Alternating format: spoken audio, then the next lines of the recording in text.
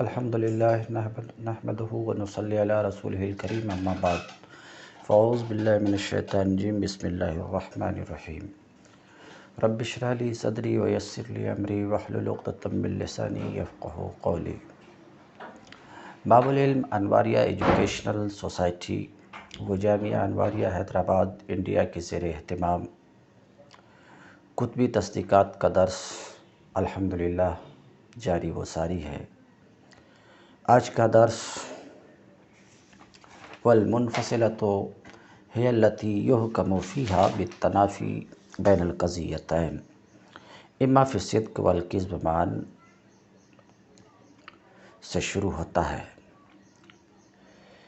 گزشتہ سبق میں یہ بات گزری کہ قضیہ شرطیہ کی دو قسمیں ہیں، ایک متصلہ دوسرے منفصلہ۔ متصلہ پر گفتگو ہو چکی، منفصلہ میں گفتگو باقی ہے، اور وہ گفتگو اس طریقے سے شروع ہوتی ہے۔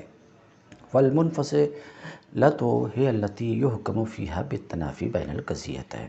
میں قدرے اس کی تشریح کر چکا کہ قضیہ شرطیہ کی دوسری قسم منفصلہ ہے۔ منفصلہ وہ قضیہ شرطیہ ہے جس میں دو نسبتوں کے درمیان تنافی مانی گئی ہو یا تنافی کی نفی مانی گئی ہو، یہ قضیہ شرطیہ منفصلہ ہے۔ دو نسبتوں کے درمیان تنافی مانی گئی یعنی دو نسبتوں کے درمیان علیحدگی مانی گئی۔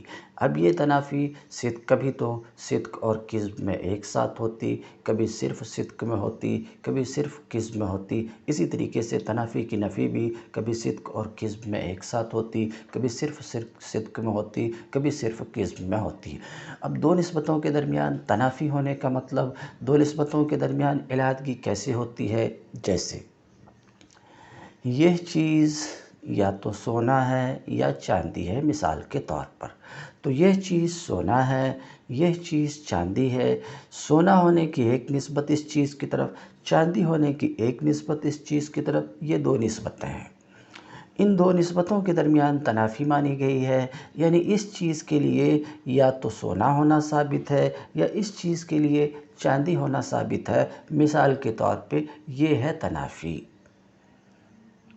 تنافی کی نفی یہ غلط ہے کہ یہ انسان حیوان ہے یا اسود ہے، یہ غلط ہے۔ کیوں غلط ہے؟ اس لیے کہ دونوں ہیں۔ تو جن دو نسبتوں کے درمیان قضیہ شرطیہ میں دو نسبتوں کے درمیان تنافی مانی گئی ہے یا تنافی کی نفی مانی گئی ہے، تو اس قضیہ شرطیہ کو نام دیا جاتا ہے منفصلہ کا۔ سماعت فرمائیں۔ والمنفصلۃ ہی التی، منفصلہ وہ قضیہ شرطیہ ہے جس میں دو قضیہ کے درمیان تنافی کا حکم ہو۔ اس کی تعبیر میں گزشتہ سبق میں کیا کہ دو قضیہ یعنی دو نسبت تامہ خبریہ کے درمیان تنافی کا حکم ہو، یعنی تنافی مانی گئی ہو۔ کس میں؟ یا تو صدق اور کذب میں ایک ساتھ صدق اور کذب میں تنافی کا مطلب دونوں قضیہ یعنی دونوں نسبتیں ایک ساتھ نہ صادق آ سکیں نہ ایک ساتھ کاذب ہو سکیں۔ مثال کے طور پہ یہ عدد یا تو زوج ہے یا فرد ہے۔ دیکھیں، یہ عدد زوج ہے ایک نسبت، یہ عدد فرد ہے ایک نسبت، ان دونوں کے درمیان تنافی مانی گئی ہے۔ صدق میں بھی ان دو نسبتوں کے درمیان تنافی ہے، صدق میں بھی اور کذب میں بھی۔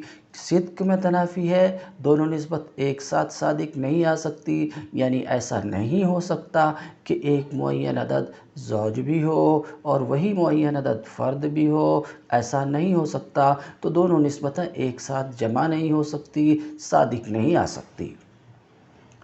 یہ صدق میں تنافی ہونے کا مطلب ہے۔ کذب میں تنافی ہونے کا مطلب دونوں نسبتیں ایک ساتھ کاذب بھی نہیں ہو سکیں، برطرف بھی نہیں ہو سکیں۔ ایسا نہیں ہو سکتا کہ ایک عدد معین زوج بھی نہ ہو، فرد بھی نہ ہو، ایسا بھی نہیں ہو سکتا۔ تو اس کا مطلب یہ ہوا کہ یہ عدد یا تو زوج ہے یا فرد، یہاں اس قضیہ میں تنافی صدقاً و کذباً ہے، تنافی صدقاً و کذباً ہے، یعنی دونوں نسبتیں ایک ساتھ صادق بھی نہیں آ سکتی، کاذب بھی نہیں ہو سکتی، بلفظ دیگر دونوں نسبتیں ایک ساتھ جمع بھی نہیں ہو سکتی، دونوں نسبت ایک ساتھ برطرف بھی نہیں ہو سکتی۔ اور فی الصدق فقط، یا دو نسبتوں کے درمیان تنافی ہو صرف صدق میں، کذب میں نہیں، صرف صدق میں۔ صرف صدق میں تنافی ہونے کا مطلب یہ ہے کہ دونوں نسبتیں ایک ساتھ صادق نہ آ سکیں، دونوں نسبتیں جمع نہ ہو سکیں، تو جمع نہ ہو سکیں، کاذب ہو سکیں مگر صادق نہ، دونوں نسبتیں ایک ساتھ صادق نہ آ سکیں، تو یہ صدق میں تنافی ہوئی، کہتے ہیں او فی الصدق فقط۔ یا تنافی صرف صدق میں ہو، مطلب یہ صرف صدق میں تنافی ہونے کا مطلب یہ ہے کہ دونوں نسبتیں یا دونوں قضیہ ایک ساتھ صادق نہ آ سکیں۔ مثلا ہمارا یہ قول کہ یہ شے یا تو شجر ہے یا حجر ہے، یہ شے یا تو شجر ہے یا یہ شے حجر ہے، دو نسبت، یہ شے شجر ہے، یہ شے حجر ہے، یہ دو نسبتیں۔ یہاں دو نسبتوں کے درمیان صدق میں تنافی مانی گئی۔ صدق میں تنافی ہونے کا مطلب دونوں نسبتیں ایک ساتھ صادق نہ آ سکیں، دونوں نسبت ایک ساتھ جمع نہ ہو سکیں، تو یہ شے یا تو شجر ہے یا حجر، یعنی ایسا نہیں ہو سکتا کہ ایک معین چیز شجر بھی ہو حجر بھی ہو، ایسا نہیں ہو سکتا، تو ان دو نسبتوں کے درمیان صدق میں تنافی ہے، دونوں ایک ساتھ صادق نہیں آ سکتی، یعنی ایسا نہیں ہو سکتا کہ ایک معین چیز شجر بھی ہو حجر بھی ہو، مگر کذب میں کوئی تنافی نہیں ہے، کذب میں کوئی تنافی نہیں، کیونکہ ایسا ہو سکتا ہے کہ ایک معین چیز شجر بھی نہ ہو حجر بھی نہ ہو، جیسے ہماری یہ کتاب کہ یہ چیز شجر بھی نہیں ہے حجر بھی نہیں ہے، تو ایک ساتھ دونوں نسبتیں کاذب ہو سکتی مگر صادق نہیں آ سکتی، تو ان دو نسبتوں کے درمیان، ان دو قضیہ کے درمیان تنافی ہے صرف صدق میں۔ معلوم یہ ہوا کہ کبھی دو نسبتوں، دو قضیوں کے درمیان تنافی صدق اور کذب میں ایک ساتھ ہوتی، اور کبھی دو نسبتوں کے درمیان تنافی صرف صدق میں ہوتی۔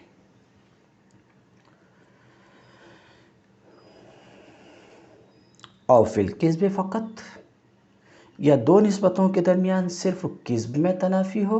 کذب میں تنافی ہونے کا مطلب دونوں نسبتیں ایک ساتھ کاذب نہ ہو سکیں، دونوں نسبتیں ایک ساتھ برطرف نہ ہو سکیں، دونوں نسبتیں ایک ساتھ علیحدہ نہ ہو سکیں، یہ ہے کذب میں تنافی، یہ ہے کذب میں تنافی۔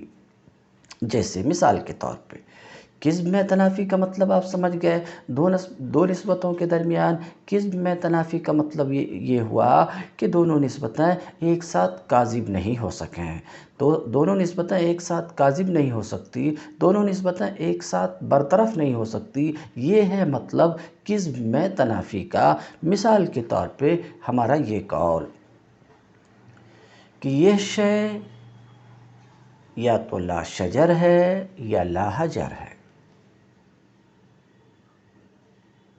یہاں کذب میں تنافی ہے، کذب میں تنافی ہے، یعنی دونوں نسبتیں ایک ساتھ برطرف نہیں ہو سکتی، کاذب نہیں ہو سکتی، بلفظ دیگر ایسا نہیں ہو سکتا کہ ایک معین چیز لا شجر بھی نہ ہو، سمجھ رہے، کذب میں تنافی ہے، صدق میں تنافی نہیں ہے، کذب میں تنافی ہے، صدق میں تنافی نہیں ہے، دونوں نسبتیں ایک ساتھ صادق آ سکتی، ایسا ہو سکتا کہ ایک معین چیز لا شجر بھی ہو لا حجر بھی ہو، لیکن کذب میں تنافی ہے، ایسا نہیں ہو سکتا کہ لا شجر بھی نہ ہو لا حجر بھی نہ ہو، کیونکہ اگر ایسا ہوگا تو پھر اس چیز کے لیے شجر اور حجر دونوں ہونا لازم آئے گا، اور یہ محال ہے۔ یا صرف کذب میں تنافی ہو، کذب میں تنافی ہونے کا مطلب یہ ہے کہ دونوں نسبتیں ایک ساتھ کاذب نہ ہو سکیں، برطرف نہ ہو سکیں، ہاں دونوں نسبتیں کبھی ایک ساتھ صادق آ سکتی ہے۔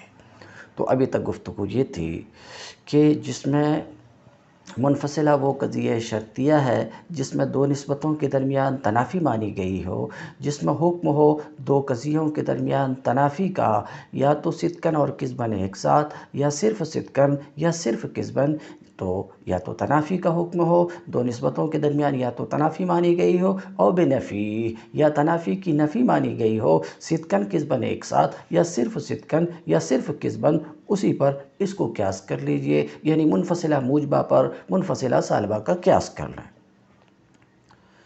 یا تنافی کی نفی کا حکم ہو، کہتے ہیں یعنی اس تنافی کی نفی کا حکم ہو بہی طور کہ قضیہ میں حکم ہے تنافی کا، بہی طور کہ فَإِن، بات ختم ہوئی، یا تو اس تنافی کی نفی کا حکم ہو، فَإِن ہو کہ میں فیہا بالتنافی، تفصیل اس کی، تو اگر قضیہ میں تنافی کا حکم ہے، یعنی قضیہ میں دو نسبتوں کے درمیان تنافی مانی گئی ہے، تو وہ منفصلہ موجبہ ہے۔ دو نسبتوں کے درمیان تنافی کا حکم ہے، دو قضیوں کے درمیان تنافی کا حکم ہے، تو وہ منفصلہ موجبہ کہلائے گا، وہ منفصلہ موجبہ کہا جاتا ہے۔ کہتے ہیں اگر حکم قضیہ میں تنافی کا ہو فَهِيَ مُنْفَصِلَةٌ مُوجِبَةٌ، تو وہ منفصلہ موجبہ ہے۔ اما اذا كان الحکم فیہا بالمنافات فی الصدق والکذب معاً، لیکن جب قضیہ میں حکم ہو تنافی کا صدق اور کذب میں ایک ساتھ، تو اس وقت نام رکھا جاتا ہے قضیہ کا منفصلہ حقیقیہ۔ میں اوپر اس کی تشریح کر چکا۔ اب جو کچھ گفتگو کر رہے ہیں اس کا حاصل یہ کہ منفصلہ کی تین قسم ہے: منفصلہ حقیقیہ، منفصلہ مانعۃ الجمع، منفصلہ مانعۃ الخلو۔ یعنی منفصلہ کی تین قسم ہے: حقیقیہ، مانعۃ الجمع، مانعۃ الخلو۔ حقیقیہ موجبہ کا مطلب یہ ہے کہ دونوں نسبتیں ایک ساتھ نہ صادق آ سکیں نہ کاذب آ سکیں، اور مانعۃ الجمع موجبہ کا مطلب یہ ہے کہ دونوں نسبتیں ایک ساتھ صادق نہ آ سکیں۔ صدق میں تنافی، دونوں نسبتیں ایک ساتھ صادق نہ آ سکیں، کاذب ہو سکیں۔ اور مانعۃ الخلو کا مطلب یہ کہ دونوں نسبتیں ایک ساتھ کاذب نہ ہو سکیں، جیسا کہ ہم بیان کر چکے ہیں۔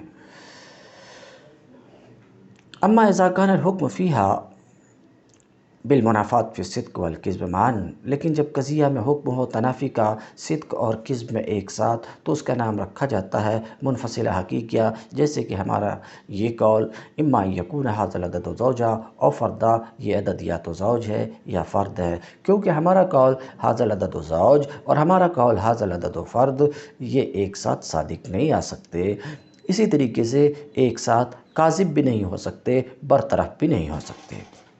اما اذا كان الحکم فیہا بالمنافات فی الصدق فقط، لیکن جب قضیہ میں صرف صدق میں منافات کا حکم ہو تو مانعۃ الجمع ہے۔ جیسے کہ ہمارا قول یہ شے یا تو شجر ہے یا حجر ہے، اوپر میں مثال بیان کر چکا ہوں، ترجمہ پر اکتفا کرتا ہوں۔ جیسے ہمارا قول یہ شے یا تو شجر ہے یا حجر ہے، کیونکہ ہمارا قول یہ شے شجر ہے اور ہمارا قول یہ شے حجر ہے، ایک ساتھ صادق نہیں آ سکتے، ہاں کاذب ہو سکتے، بہی طور کہ یہ معین چیز حیوان ہو، شجر بھی نہیں ہو، حجر بھی نہ ہو۔ ختم ہوئی۔ اما اذا كان الحکم فیہا بالمنافات فی الکذب فقط، لیکن جب کہ قضیہ میں صرف کذب میں تنافی کا حکم ہو تو وہ قضیہ منفصلہ مانعۃ الخلو کہلاتا ہے۔ جیسے کہ ہمارا قول اما ان یکون ھذا الشیء لا شجر او لا حجرا، یہ شے یا تو لا شجر ہے یا لا حجر ہے، کیونکہ ہمارا قول یہ شے لا شجر ہے اور ہمارا قول یہ شے لا حجر ہے، یہ دونوں ایک ساتھ کاذب نہیں ہو سکتے، ورنہ شے کا شجر اور حجر ایک ساتھ ہونا لازم آئے گا، اور یہ محال ہے، ایک معین چیز کا شجر اور حجر ایک ساتھ ہونا محال ہے۔ ہاں کبھی صادق آ سکتے ایک ساتھ، بہی طور کہ وہ حیوان ہو۔ وَإِنْ حُكِمَ فِيهَا بِسَلْبِ التَّنَافِي، اور اگر منفصلہ میں حکم ہو، قضیہ میں حکم ہو تنافی کی نفی کا، تنافی کی رفع کا، تنافی کے سلب کا، تو وہ منفصلہ سالبہ ہے۔ تو منفصلہ کی یہ دوسری قسم ہے منفصلہ سالبہ، پہلی قسم تھی موجبہ، دوسری قسم سالبہ۔ فَإِنْ كَانَ الْحُكْمُ فِيهَا بِسَلْبِ الْمُنَافَاةِ فِي الصِّدْقِ وَالْكِذْبِ مَعًا، تو اگر قضیہ میں تنافی کے سلب کا حکم ہو، منافات کے سلب کا حکم ہو، صدق اور کذب میں ایک ساتھ، تو وہ سالبہ حقیقیہ ہوگا، جیسے کہ ہمارا یہ قول لیس اما ان یکون ھذا الانسان اسود او کاتب، یہ غلط ہے کہ یہ انسان اسود ہے یا کاتب ہے، تو یہ انسان اسود ہے، یہ انسان کاتب ہے، یہ دو نسبتیں ہیں، یہ دونوں جمع ہو سکتی۔ ایسا ہو سکتا کہ ایک معین انسان اسود بھی ہو اور کاتب، ایسا بھی ہو سکتا ہے کہ ایک معین انسان اسود بھی ہو اور کاتب بالفعل بھی ہو، تو صادق بھی آ سکتی، کاذب بھی ہو سکتا۔ ایسا بھی ہو سکتا کہ ایک معین انسان اسود بھی نہ ہو بلکہ ابیض ہو اور کاتب بالفعل بھی نہ ہو، کاتب بالفعل بھی نہ ہو، فإنه يجوز اجتماعها، کیونکہ ان دونوں قضیہ کا، قضیاؤں کا، ان دونوں نسبتوں کا جمع ہونا جائز ہے، اسی طریقے سے ان کا ارتفاع بھی جائز ہے۔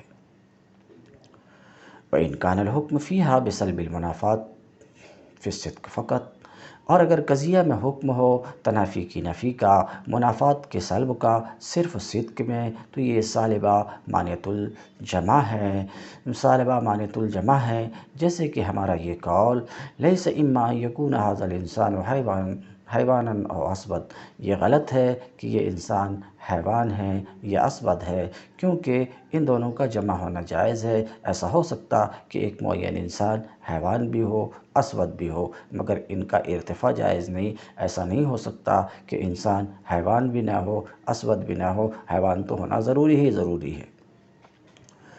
وَإِنْ كَانَ الْحُكْمُ فِيهَا بِسَلْبِ الْمُنَافَاتِ فِي الْكِذْبِ فقط، اور اگر قضیہ میں حکم تنافی کی نفی کا ہو صرف کذب میں، تو یہ سالبہ مانعۃ الخلو ہے، جیسے کہ ہمارا قول لیس اما ان یکون ھذا الانسان رومیا او زنجیا، یہ غلط ہے، یہ غلط ہے کہ یہ انسان یا تو رومی ہے یا حبشی ہے، کیونکہ ان دونوں کا ارتفاع جائز ہے۔ ایسا ہو سکتا کہ ایک معین انسان رومی بھی نہ ہو، حبشی بھی نہ ہو، ہندی ہو مثلاً، مگر دونوں کا اجتماع جائز نہیں۔ ایسا نہیں ہو سکتا کہ ایک معین انسان ایک ہی وقت میں رومی بھی ہو اور زنجی بھی ہو، کہتے دون الاجتماع، یہ دونوں نسبتیں، یہ دونوں قضیہ ایک ساتھ جمع نہیں ہو سکتے، ہاں مرتفع ہو سکتے۔ لا یقال السوالب الحملیہ والمتصلہ والمنفصلہ علی ما ذکرتم ما یرفع فيه الحمل والاتصال والانفصال فلا تكون حملیہ ولا متصلہ منفصلہ۔ یہاں شارح ایک اعتراض اور اس کا جواب دینا چاہتے ہیں۔ انداز بیاں ذرا یہ ہے کہ یہ اعتراض نہ کیا جائے، اس لیے کہ ہم جواب دیں گے، مطلب یہ کہ یہاں ایک اعتراض کیا جاتا ہے تو اعتراض کو ذکر کر رہے ہیں اور اس کا جواب ذکر کر رہے ہیں۔ اعتراض کا حاصل یہ ہے کہ جیسا کہ ما سبق میں بیان ہوا کہ حملیہ اگر موجبہ ہوتا تو سالبہ بھی ہوتا، متصلہ اگر موجبہ ہوتا تو سالبہ بھی ہوتا، منفصلہ اگر موجبہ ہوتا تو سالبہ بھی ہوتا، یہ حقیقت ہے، یہ فیکٹ ہے۔ تو اس پر اعتراض یہ ہے کہ سوالب یعنی حملیہ سالبہ، متصلہ سالبہ، منفصلہ سالبہ، یہ جو سوالب ہیں، ان سوالب کا حال یہ ہے کہ حملیہ سالبہ میں حمل کا سلب ہے، متصلہ سالبہ میں اتصال کا سلب ہے، منفصلہ سالبہ میں انفصال کا سلب ہے، یعنی نفی ہے، رفع ہے۔ تو پھر سوالب میں ان کو یہ نام دیا جانا بھلا کیسے صحیح ہوگا؟ حملیہ سالبہ کو حملیہ سالبہ کہا جانا درست نہیں ہے مثال کے طور پہ، کیونکہ یہاں تو حمل کا سلب ہے۔ اسی طریقے سے متصلہ سالبہ کو متصلہ سالبہ کہا جانا درست نہیں ہے، اس کو متصلہ کا نام دینا درست نہیں ہے، کیونکہ یہاں پر اتصال کا سلب ہے۔ اسی طریقے سے منفصلہ سالبہ میں انفصال کا سلب ہے، انفصال کا سلب ہے تو اسے منفصلہ کیسے کہا جا سکتا؟ یہ ہے اعتراض کہ یہ جو حملیہ متصلہ منفصلہ کا نام آپ نے دیا ہے کچھ قضایا کو، تو مواجب میں تو ٹھیک ہے کیونکہ حمل اتصال انفصال برقرار ہے، لیکن سوالب میں تو حمل اتصال انفصال کا رفع ہے، برقرار نہیں ہے، رفع ہے، سلب ہے، نفی ہے۔ جب نفی ہے تو سوالب میں ان کا نام رکھا جانا حملیہ متصلہ سالبہ یہ درست نہیں ہے۔ یہ ہے اعتراض۔ اس اعتراض کو رکھ رہے ہیں یہ کہہ کر کے کہ ایسا اعتراض نہ کرو، یہ بول کر کے، مگر ہے یہ اعتراض۔ تو شارح کہتے ہیں یہ اعتراض نہ کرو، کیوں؟ کیونکہ اس کا سٹیک جواب موجود ہے، اور وہ یہ ہے، دیکھو ہے کیا کہ آپ کا اعتراض لغت کے اعتبار سے اور ہمارا نام رکھنا اصطلاح کے اعتبار سے۔ آپ یہ کہہ رہے ہیں کہ سوالب میں ان کو حملیہ متصلہ منفصلہ کہا جانا ٹھیک نہیں ہے کیونکہ حمل اتصال انفصال کا سلب ہے۔ جواب یہ، ہم ان کو جو یہ نام دیتے ہیں اس کے لغوی معنی کے اعتبار سے نہیں، اصطلاحی معنی کے اعتبار سے، اور ان کا حملیہ متصلہ منفصلہ ان کا جو یہ نام رکھا گیا ہے تو یہ لغوی معنی کے اعتبار سے نہیں، اصطلاح کے اعتبار سے، اور ان کا اصطلاحی مفہوم جس طریقے سے مواجب پر صادق آتا اسی طریقے سے سوالب پر بھی صادق آتا۔ مثال کے طور پہ حملیہ کا مفہوم یہ ہے اصطلاح منطق میں کہ جس کے طرفین دو مفرد ہوں بالفعل یا بالقوا، اور یہ بات جس طریقے سے حملیہ موجبہ پر صادق آتی اسی طریقے سے یہ بات حملیہ سالبہ پر بھی صادق آتی، یعنی جس طریقے سے زید عالم حملیہ ہے اسی طریقے سے زید لیس بعالم بھی حملیہ ہے۔ کیوں؟ کیونکہ ان کے طرفین دو مفرد ہیں، تو ہمارا یہ نام رکھنا اس اصطلاحی مفہوم کے اعتبار سے ہے، لغوی اعتبار سے نہیں ہے۔ اسی طریقے سے شرطیہ متصلہ اور منفصلہ کی بات ہے تو شرطیہ متصلہ اور منفصلہ کا مفہوم ہمارے یہاں یہ ہے کہ جس کے طرفین دو مفرد نہ ہوں، اور یہ بات کہ یہ مفہوم جس طریقے سے مواجب پر یعنی متصلہ موجبہ پر یہ بات صادق آتی ہے اسی طریقے سے متصلہ سالبہ پر صادق آتی، یہ بات جس طریقے سے منفصلہ موجبہ پر صادق آتی اسی طریقے سے یہ بات منفصلہ سالبہ پر بھی صادق آتی۔ حاصل جواب یہ ہے کہ تمہارا اعتراض لغت پر مبنی ہے اور ہمارا نام رکھنا لغت پر مبنی نہیں ہے، اصطلاح کے اعتبار سے، اور اصطلاحی مفہوم جس طریقے سے مواجب پر صادق ہے ایسے ہی سوالب پر بھی صادق ہے۔ ہاں، زیادہ سے زیادہ آپ یہ کہہ سکتے ہو کہ لغت سے نقل کرنے کے لیے کچھ مناسبت تو ہونی چاہیے، سوالب میں ہم کچھ مناسبت نہیں دیکھتے ہیں۔ جواب مواجب میں مناسبت ہے کہ نہیں؟ حملیہ میں حمل ہے، حملیہ موجبہ میں متصلہ موجبہ میں اتصال ہے۔ مختصر یہ کہ مواجب میں مناسبت ہے، اس بات کو آپ بھی تسلیم کرتے ہیں۔ سوالب کی بات ہے تو سوالب میں بھی مناسبت ہے، اس طور پر کہ سوالب کے اطراف مواجب کے اطراف کی طرح ہے۔ اتنی مناسبت ایک لفظ کو اس کے معنی لغوی سے ایک خاص گروہ کے اصطلاح میں، ایک خاص معنی میں اصطلاح میں نقل کرنے کے لیے کافی ہے، اس سے زیادہ مناسبت ضروری نہیں ہے۔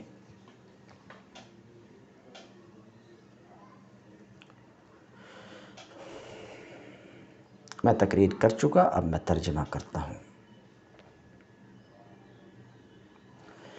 شارح کہتے ہیں اعتراض نہ کیا جائے کہ حملیہ سالبہ، متصلہ سالبہ، منفصلہ سالبہ اس بنا پر جو آپ نے ذکر کیا کہ یہ سوالب وہ ہیں جن میں حمل اور اتصال اور انفصال کا رفع ہے۔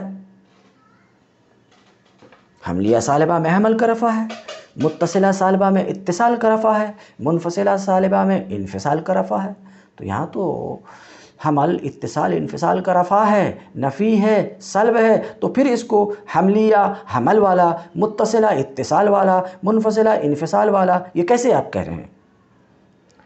تو یہ حملیہ اور متصلہ اور منفصلہ نہیں ہوں گے، معترض کہتا نہیں ہوں گے، کیوں؟ لِأَنَّهَا مَا ثَبَتَ فِيهِ الْحَمْلُ وَالِاتصال والانفصال، اس لیے کہ حملیہ اور متصلہ اور منفصلہ تو وہ ہیں جس میں حمل اور اتصال اور انفصال ثابت ہو، اور یہاں ثابت نہیں ہے، مرتفع ہے، تو کہتے ہیں یہ اعتراض نہ کیا جائے۔